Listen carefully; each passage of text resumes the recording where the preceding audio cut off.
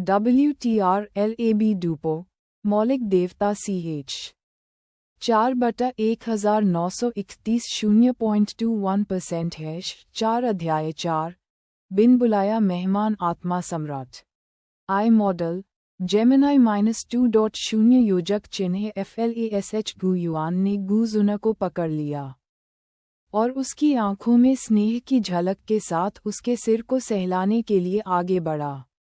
उनकी एकमात्र रक्त संबंधी होने के कारण गु जुन एर स्वाभाविक रूप से उनके दिल में एक विशेष स्थान रखती थी जो प्यार और देखभाल से भरा हुआ था। इसके अलावा गु जुन एर ने बहुत पहले ही स्वर्ण सम्राट आकाश जलती हुई लौ की मान्यता प्राप्त कर ली थी और इस प्राचीन कबीले की विरासत में मिली लौ के साथ विलय पूरा कर लिया था। अपने खुद के बेहद समृद्ध और शुद्ध डूडी वंश के साथ उसकी क्षमता असीम थी। स्वाभाविक रूप से गु युआन ने अपनी बेटी को और भी अधिक महत्व दिया। इसके अलावा वह गु शियाओ के बारे में बहुत चिंतित था। उसका मानना था कि धरती हिला देने वाले रहस्यों वाला यह व्यक्ति गु कबीले में केवल गु जुन के करीब था। इस वजह से गु युआन ने निस्संदेह अपना ध्यान गु जुन पर और भी अधिक केंद्रित कर दिया। गु शियाओ के पास एक परिपक्व और असाधारण दिमाग था जो आम बच्चों से कहीं ज्यादा था। एकमात्र व्यक्ति जिसकी उसे परवाह थी वह थी गु जुन, एक तथ्य जिसे गु युआन ने भी देखा था। इसलिए एक तरह से गु जुन एर वास्तव में गु शियाओ की निकटता और गु कबीले से संबंधित होने की भावना को बनाए रखने में एक महत्वपूर्ण कड़ी थी। गु युआन ने एक हाथ से गु जुन के लंबे बालों को सहलाया। उसकी नज़र धीरे से गु शियाओ की ओर घूम गई। उसकी शांत निगाहें सब कुछ देख रही थीं, जिससे गु शियाओ को ऐसा लग रहा था जैसे वह नग्न है और सूरज की रोशनी के संपर्क में है। और यह एहसास निश्चित रूप से सुखद नहीं था। डू क्यूई के चौथे चरण में सफलता?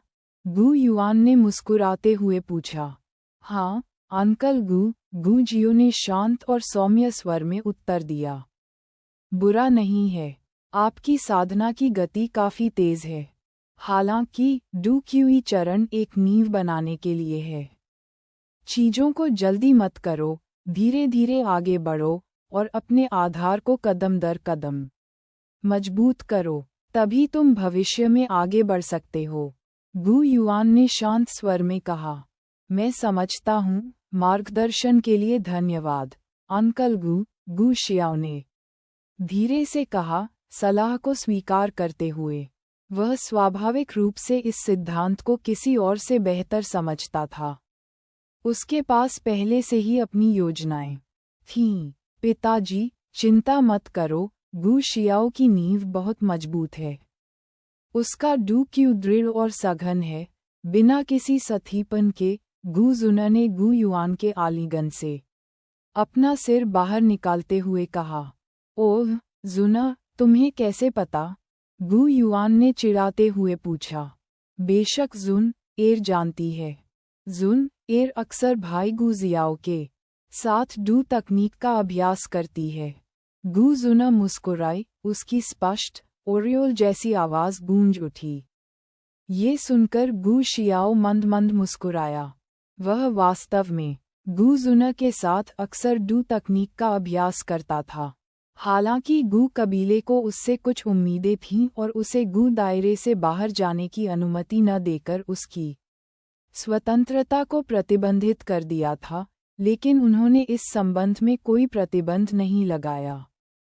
सबसे पहले गु शियाओ को गु युआन द्वारा गु कबीले में लाया गया था जब वह अभी भी एक शिशु था। गु कबीले के लोगों का मूल रूप से मानना था कि गु शियाओ को अपने अतीत की कोई याद नहीं थी और वह अपनी खुद की पहचान से अनजान था। लंबे समय से खुद को गु कबीले का सदस्य मानता था, इसलिए वे स्वाभाविक रूप से इसमें हस्तक्षेप नहीं करेंगे। आखिरकार डू तकनीक मंडप गु कबीले के हर सदस्य के लिए सुलभ था। जबरन हस्तक्षेप करने से गु शियाओ के मन में गु दायरे के प्रति असंतोष और नाराजगी आसानी से पैदा हो जाती। वे चाहते थे कि गु शियाओ हमेशा गु दायरे में ही रहे, लेकिन उन्हें यह नहीं पता था कि गु शियाओ का पुनर्जन्म हो चुका है और उसके पास पिछले जन्म की यादें हैं। गु कबीले के इरादे और गुप्त कार्य सब उसे दिख गए थे। प्रत्येक निगरानी और गुप्त अवलोकन, प्रत्येक छिपे हुए अन्वेषण को सिस्टम द्वारा खोजा गया और रिपोर्ट किया गया। गु कबीले के सभी लोगों को लगता था कि गु शियाओ स्वाभाविक रूप से अलग थलग था। यही वजह थी कि वह सिर्फ गु जुन र के करीब था। लेकिन असल में इसके विपरीत सच था। वह अलग थलग नहीं था, बल्कि उसका व्यक्तित्व सौम्य था। वह सिर्फ गु जुन र के करीब था क्योंकि गु जुन र के इरादे बुरे नहीं थे और वह उसके प्रति वास्तव में अच्छा था। उसका तथाकथित अलगाव सिर्फ एक जानबूझकर किया गया कृत्य था। आखिरकार, कोई भी व्यक्ति ऐसे लोगों के समूह का सामना करते समय उत्साही नहीं हो सकता जो लगातार आपके रहस्यों को जानना चाहते हैं और आपको हमेशा के लिए गु दायरे में रखना चाहते हैं। दूसरे कारण के लिए ये और भी सरल था। डू क्यूई के तीसरे या चौथे चरण में एक नौसिखिया कौन सी डू तकनीक का अभ्यास कर सकता है? ज़्यादा से ज़्यादा वे केवल रहस्यमय स्तर की तकनीकों का अभ्यास कर सकते थे, और गु कबीला अमीर और शक्तिशाली था, इसलिए उन्हें रहस्यमय स्तर की डू तकनीकों की बिल्कुल भी परवाह नहीं थी, और स्वाभाविक रूप से वे गु शियाओ को उनका अभ्यास करने से नहीं रोकते थे। ओह, तो ये बहुत बढ़िया है। आप कौन सी डू तकनीक का अभ्यास कर रहे हैं? गु युआन ने मुस्कुराते हुए पूछा। उसके चेहरे पर जिज्ञासा का भाव दिखा। मैंने निम्न स्तरीय रहस्यमय जुवानलिंग फिंगर का अभ्यास किया। भाई गु जियाओ अद्भुत है। उसने उच्च स्तरीय रहस्यमय ज्वार देखने वाली मुट्ठी का सफलतापूर्वक अभ्यास किया, और उसने केवल एक दोपहर का उपयोग किया।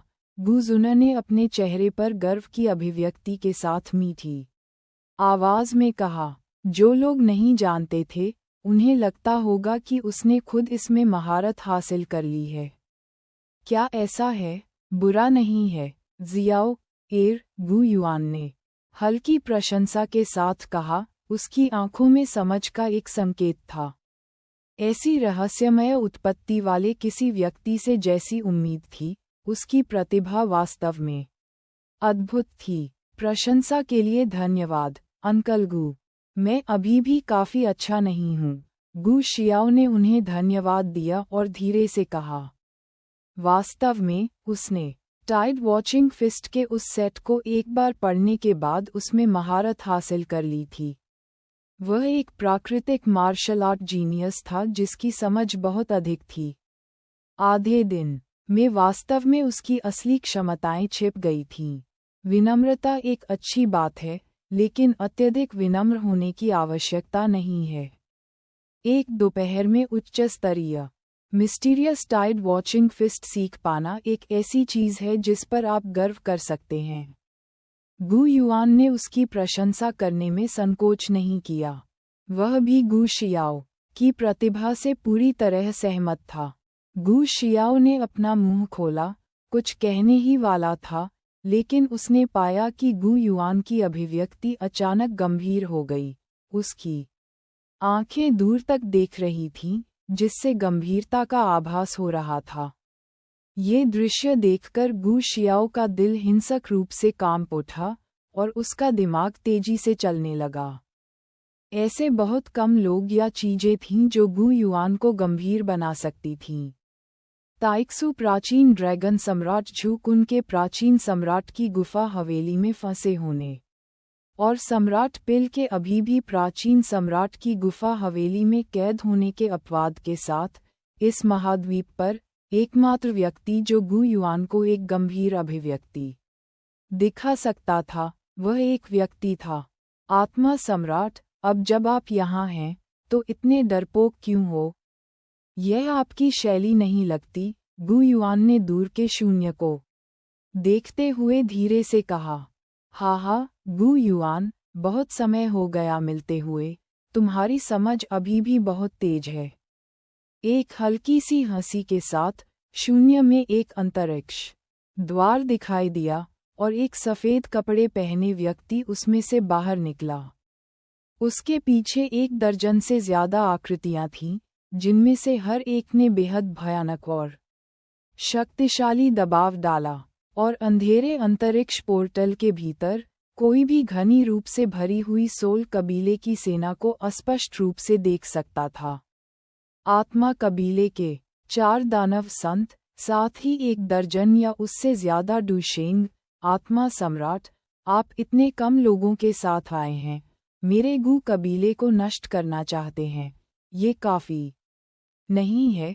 गू युआन ने गू जुना को गू शियाओ की तरफ धकेल दिया और उन दोनों को अपने पीछे खींच लिया।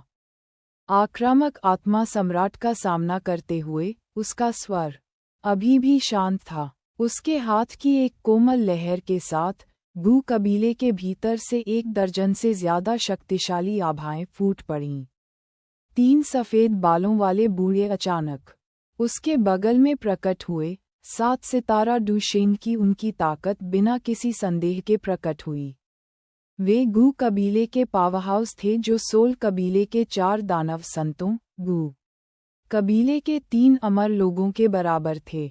गू कबीले के 3 अमर लोगों के अलावा 1 दर्जन से अधिक आभाएं भी उभरीं। उनमें से प्रत्येक डुशेन की एक शक्तिशाली शक्ति थी, और दूरी में अनगिनत शक्तिशाली आभाएं छा गईं। ब्लैक एनिहिलेशन आर्मी, गू कबीले की सबसे कुलीन सेना, जिसमें कई मजबूत लोग थे, और उनका नेतृत्व वर्तमान पीढ़ी के ब्लैक एनिहिलेशन किंग गू ली कर रहे थे। Join my Telegram channel for next episode.